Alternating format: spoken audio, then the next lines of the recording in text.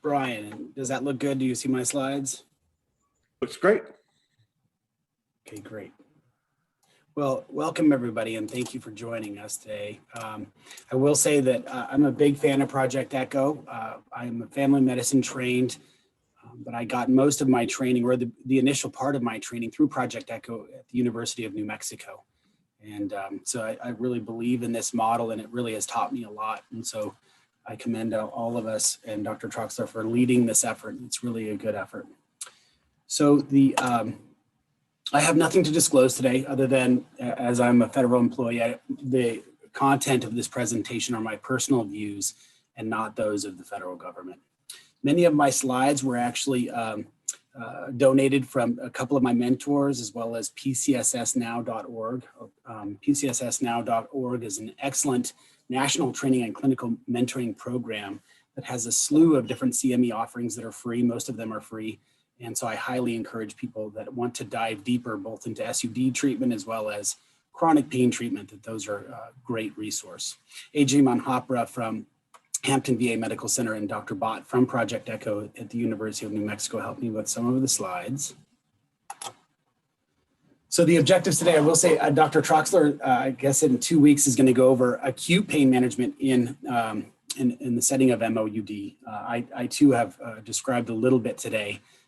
Next time when I do my update my slide deck, I'll focus more on chronic pain. So today we're going to describe the evolving pain paradigm. This has changed over the last 10, 15 years. And so we'll kind of get into some of the physiology as well as the approach then in the comprehensive pain management strategy. We'll review briefly the pain scale scores and the options that we have. There was a question at the last lecture I gave about that just briefly we'll touch on. We'll also describe the relationship between chronic pain and opioid use disorder, and then describe strategies in both management of acute pain briefly and then in chronic pain as well. So the conventional pain model, kind of old school way to look at it, we have this acute pain injury that occurs at a site in the periphery. That site is then sensed through the spinothalamic tract, well, dorsal horn to the spinothalamic tract, then up into the brain centers, including the thalamus and the periaqueductal gray, and also the somatosensory cortex. This ultimately leads to a sensation and ultimately leads to distress. This distress can lead to physical disability. It's thought that the acute pain can be adaptive and helpful, given that we're trying to avoid further injury. Then it was thought that chronic pain was much the same way, that we have this persistent injury at the site and that we get this persistent sensation of pain, distress, and physical disability. That kind of has flipped on its head, and that this acute injury has occurred. And then over 3 to 6 months, really that healing has already occurred at that peripheral site. But what we're noticing then is that the sensory nerve that then modulates the dorsal horn really makes plastic changes. We talk about neuroplasticity. We actually get physical changes and functional changes in the dorsal horn as well as the deeper brain structures that then really kind of takes a life of its own. And these signals then lead to pain behaviors and maladaptive pain behaviors that ultimately we can try to intervene at to hopefully decrease this kind of chronification of pain that we'll talk about. So really important to note that chronic pain is different than acute pain in the sense that there's really not noxious stimuli going on. It's difficult to conceptualize. I mean, you have advanced osteoarthritis, you would think that there's really ongoing damage. Often, we can get progression of osteoarthritis among other pain conditions, but typically this is really not the stimuli that the central nervous system is getting inputs from. We're getting this input primarily from this maladaptive dorsal horn. And so what we're trying to do then is kind of attempt to modulate this CNS modulation or CNS processing. So, but ultimately what we see then is this kind of persistent pain leading to disability that leads to pain behaviors that ultimately we want to try to intervene at.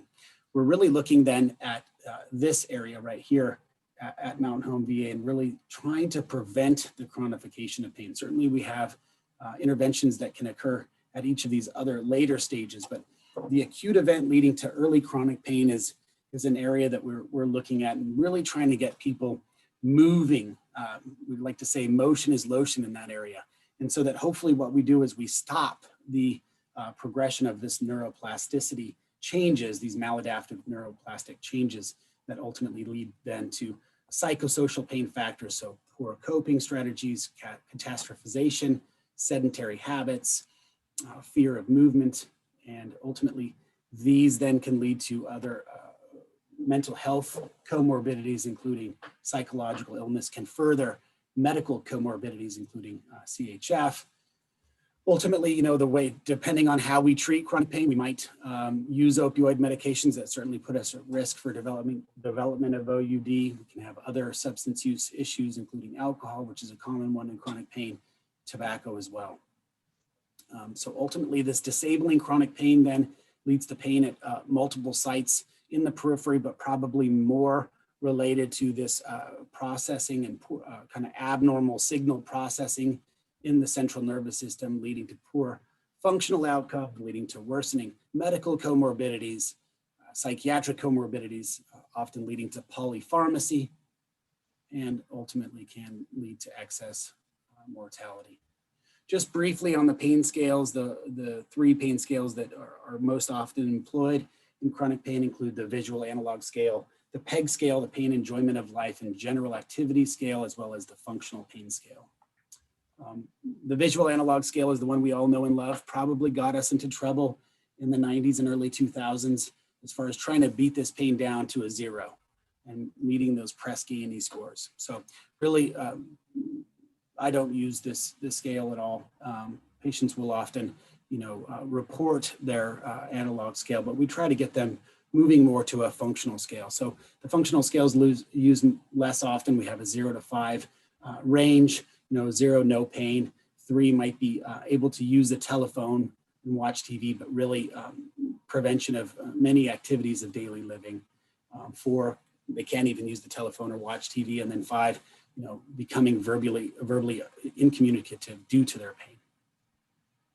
The pain scale, the pain and PEG scale, I like the best. And it's important to note that, you know, we can't compare patient to patient. We're comparing the patient to their own, themselves, using the patient as a control. And so we're looking at 3 domains, the pain on average, so kind of that visual analog scale. But in addition, we look at the enjoyment of life, 0 to 10, as well as the general activities and how much their activities are interfered with. And so it's in function, it's important to trend this over time. So really the thick of my presentation really should focus then on the biopsychosocial approach to chronic pain. This is the foundation of how we treat pain. And so what we attempt to do is we attempt to increase functional at the same time decreasing suffering. But really the basis is in self-management. So we're teaching patients how to not only deal with the pain and kind of manage the pain with pain coping strategies, conceptualization of the pain, but then we're also kind of adding then non-pharmacologic and pharmacologic modalities on top of that. So we are approaching the biologic and psychologic, you know, with medications, but primarily we're focusing on the first step with the self-management. So self-management includes exercise and movement. This exercise and movement can really decrease the overall inflammation. Again, that motion is lotion type situation. Decreasing weight can certainly decrease pain at weight-bearing joints. We attempt to lengthen and strengthen muscles, especially strengthening muscles in the core. And then I truly believe that smoking cessation is a form of pain management because we're decreasing the overall inflammatory burden that not only is affecting the periphery, but also centrally. So the non-pharmacologic adjunctive therapies that I like to employ, I'm actually learning medical acupuncture right now, and it's quite fascinating. So acupuncture is a modality that we use, chiropractic care, and this is not all inclusive, but these are the ones that I primarily use. Myofascial trigger point release is my favorite. I think that the majority of patients have some type of muscular involvement, and it's important to note that these muscles not only are affected, in the periphery, but there's this whole central sensitization process going on. And I've recently learned that these sensory nerves actually have an efferent as well as an afferent. So afferent leading to kind of a neuroinflammatory response at the muscular junction. Pain psychology, I believe, is probably the most important first step in the non-pharmacologic strategies. We're looking at CBT, ACT, pain coping strategies are the main ones that we use. It's not always easy to find a pain psychologist. We're blessed to have one, and I think it's important to utilize them early.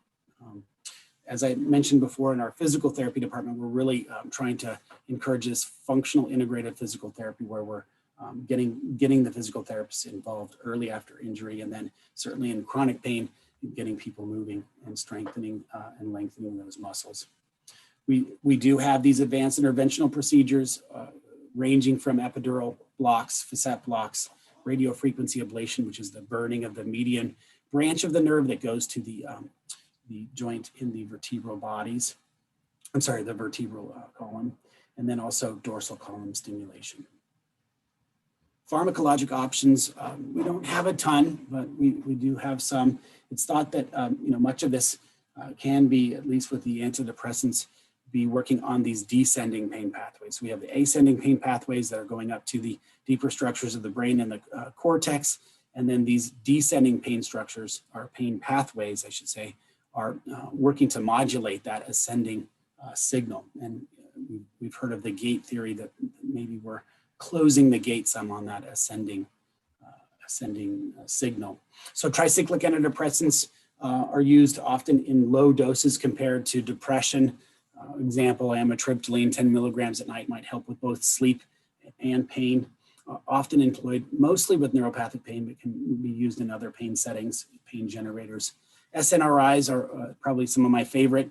Duloxetine and venlafaxine are the ones we use here. Important to note with the duloxetine that we have to be careful with hepatic disease that many of our folks with OUD might also experience with maybe concomitant hepatitis C. The important thing to know about SNRIs is that we have to use a higher dose. So the SNRIs at lower dose function as SSRIs, so really modulate only serotonin, whereas in the higher doses, we're looking at more of the noradrenergic modulation, and it's felt that this is really working on the descending pain pathway and modulation. If we're going to use NSAIDs, try to use the topical, not the oral. The oral preparations increase cardiovascular risk, renal abnormalities, renal comorbidities, and certainly GI impacts as well.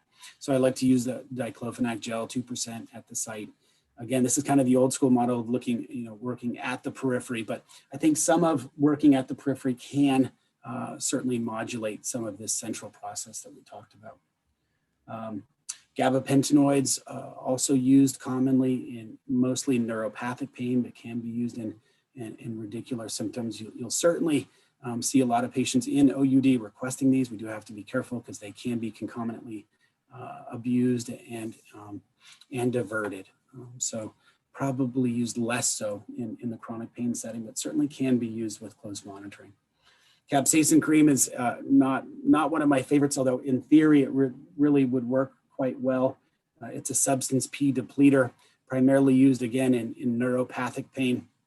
And once we deplete that substance P, possibly after 2 weeks of use, then ideally what's happening after that is we're kind of jamming that transmission and kind of modulating that ascending transmission. The difficult thing about capsaicin cream is that you have to apply it 4 times daily, and you have to do it for at least 2 weeks to deplete those the stores. And it can be quite difficult to use. You have to use gloves to apply. Often the partner might be applying those, and you've got to be careful about getting those in any other areas such as the face or genitals.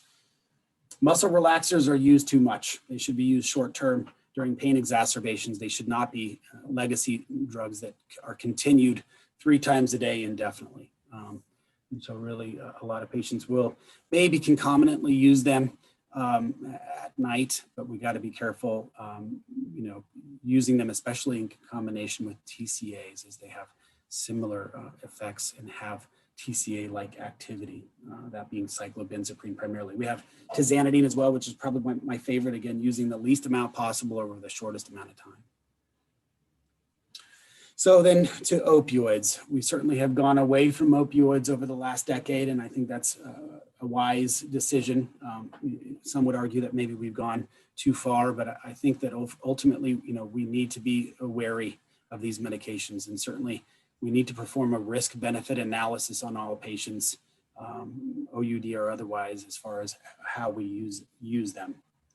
We really have to focus on the function and not the pain score. And so when we're dealing with, kind of an opioid taper, maybe not in the setting of OUD, we've really got to focus kind of more on that functional scale rather than, the pain score that got us into trouble. Opioids and analgesics decrease pain primarily by affecting these limbic brain structures. So we're talking about the anterior cingulate gyrus, the nucleus accumbens, the thalamus, as well as the periaqueductal gray. And it's important to note in OUD, or I'm sorry, in chronic pain, in folks with OUD, this reward center tends to be heightened. And so when we're using opioids, maybe initially, we can influence the development of OUD due to this kind of activation of the reward pathways. In general, it's felt that, an arbitrary number should be 90 milligrams morphine equivalent daily dose, and really try not to go north of that. We always try to minimize dose anyway. When we see comorbidities or morbidities and mortality, we're looking at two different kind of jumps in morbidity and mortality. First at 50 milligrams morphine equivalent daily dose, and then at 90, and hence that number. So the prevalence of chronic pain in OUD, it's very common. Typically I would, if I had to guess, I would say 50% of my patients with OUD have chronic pain. And so, here's a range of various studies, and I think 50 is a pretty good hard and fast rule. Then we talk about chicken or the egg, which starts first, and it's certainly bidirectional, and I think they're pretty even. Certainly pain can come first, and maybe often does first, leading to the development of OUD and maybe this kind of maladaptive coping strategy utilizing opioids. But equally or close to equally in this study of 5,000 patients, 35.6% didn't have any pain. 9.7% had OUD and then pain. So it seems to be less of a problem of the development of OUD later on. I don't know if I totally, agree with this number as far as my experience. I think that there's a lot of, certainly with some lifestyles that many of my patients have with OUD that tends to lead towards having pain issues, whether that be from trauma or other insults. So now we talk about the management of chronic pain. Really, we need to address pain in the OUD setting. There was a study done by one of my mentors, Dr. Robeck, who's no longer with the VA, but she looked at, really a comprehensive pain management program, 12 sessions, really kind of a full CBT, really working with self-management strategies. Unfortunately, they didn't see a lot of functional outcomes, although they did see that the retention in treatment was highly effective and significant. So if we treat the chronic pain, we often can keep people coming back.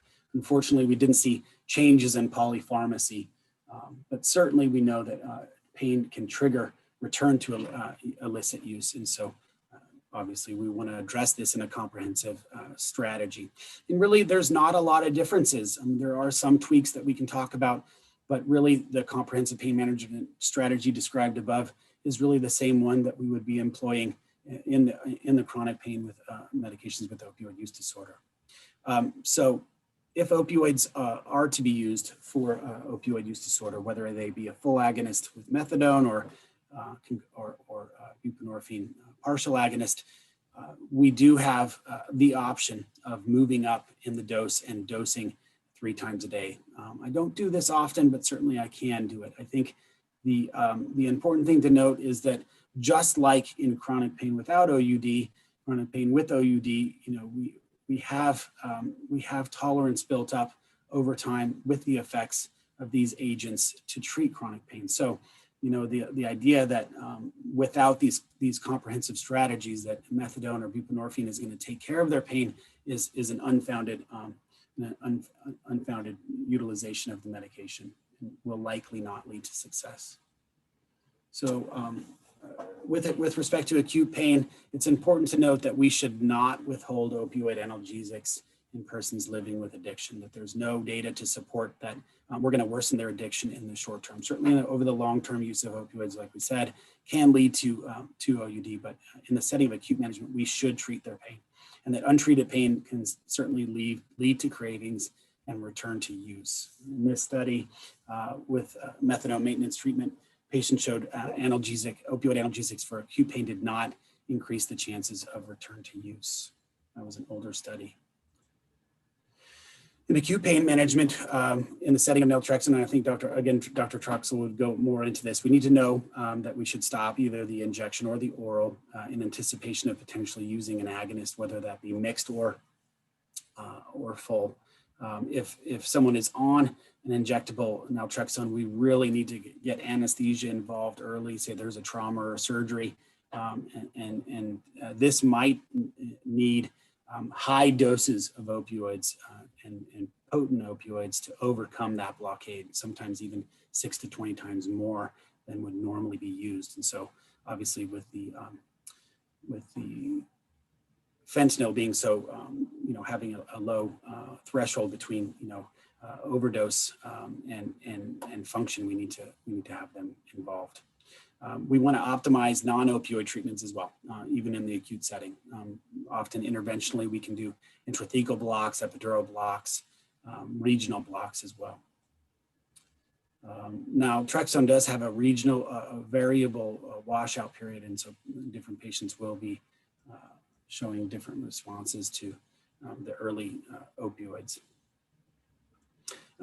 As we talked about, even in the acute setting, so, for example, someone's going to have a dental extraction, which is common in my practice, in anticipation of that extraction, I might go ahead and encourage the transition from QD dosing, which is typically what I do in OUD, and then move that maybe to a TID, even QID dosing.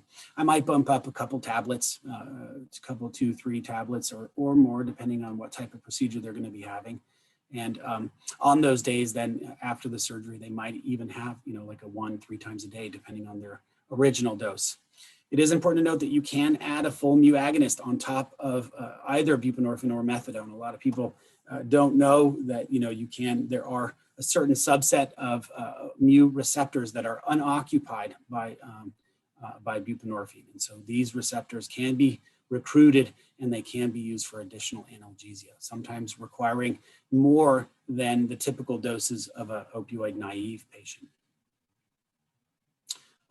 As we know in methadone, if there is an acute situation, we're not getting CSMD reported. And so, if we're after hours and we can't contact the methadone clinic to verify dose, we have to be careful in initiating the methadone and maybe titrating accordingly, whether that be with methadone or even maybe like a PCA. Like we said, we can add short-acting opioids for breakthrough pain and methadone. It's important to note that, in the addiction dose, many people think, well, they're already on methadone. They don't need any extra pain control, and that's not true. And in fact, they will probably require higher doses of acute medications. At discharge, it's important to give a letter of noting when the last dose was given, what medications were given, so that they can take that back to their program. I think we've already talked about this, kind of the old way, and I think Dr. Troxel will probably touch on this a lot more, but the old way when we have an anticipated surgery would be to taper the buprenorphine over maybe 3 to 5 days and then take over that pain management with full mu agonist, and then maybe restart medications thereafter after surgery, some point after recovery and post-operative care. The new way I prefer much better, because we're covering that 3 to 5 days and we're not putting our patients at risk of relapse during those 3 to 5 days. I prefer increasing the dose and frequency during that time and then adding the full agonist if we need to. And if we're anticipating long-term severe pain, such as conditions in hospice, methadone might be the better choice over over buprenorphine, given the full mu agonism and not having this ceiling effect. And so that might be a greater range of titration that we can achieve with methadone. We already talked about the split dosing for both medications. So in conclusion, just reviewing, we went over the new pain paradigm and viewing the pain physiology and the neuroplastic changes. Chronic pain is common in OUD and requires a comprehensive biopsychosocial approach, just as in patients without OUD. Opioids are the last resort in chronic pain and can be used, but should be used judiciously. Agonist therapy can be adjusted in both acute and chronic pain settings. Full agonists can be added to regimens if needed, and we need to involve our anesthesia colleagues early if there's naltrexone involved. And that is the conclusion of my talk, and I'm happy to field any questions. Thank you so much, Mateo, for giving us that talk. That was a wonderful overview of opioid use disorder in the setting of chronic pain and how that is part of what we need to address as well. While people are thinking about any questions for Mateo, we did have some people join us, and I'm going to ask you to introduce yourselves. Brittany Daniels, you can unmute and introduce. Yes, my name is Brittany Daniels, and I am a nurse with ETSU's Nurse Family Partnership Program. Wonderful. Thank you for joining us, Brittany. Yeah, Amanda McCurry, if you can, definitely. Amanda McCurry, if you can unmute and introduce, please. Hi, I am a nurse practitioner, family nurse practitioner at the community health clinic, and I'm actually in a residency specializing in substance abuse and psych. Wonderful. It's good to have you with us, Amanda. Thank you for joining us again. Thank you. Definitely. Anyone with questions for Mateo?